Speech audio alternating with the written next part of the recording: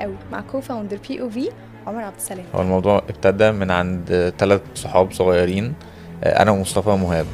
طيب لما كله يسيبها مين هيشتغل فيها. هنا؟ اللي بيترقى ويكبر على فكره مش الشخص الاشطر، ولكن اللي بيعرف يكوميونيكيت للي حواليه ان هو الاشطر. فانت يعني مش هتعرف تشتغل 8 ساعات دلوقتي وتتجوز، بس هتعرف تعمل ايه؟ تشتغل 15 ساعه دلوقتي عشان لما تتجوز كويس. الشريك ده زي مراتك.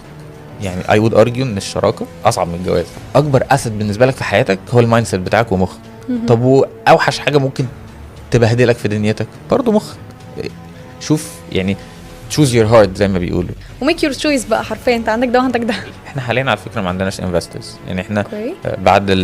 بعد الحلقه بتاعت شارك تانك وي apologized respectfully. الفرق ما بين سمول بزنس وستارت اب، في ناس كتيره بتقول لك على سمول بزنس هي ستارت اب والستارت اب هي سمول بزنس، بس هم مختلفين. اللي بتفرق اي انتربرينور بينجح من واحد لا هي الريزيلينس. قد انت رخم وغتت ومقرف مع الدنيا. لو تقدر توصفها في كلمه هتقول ايه؟ disappointing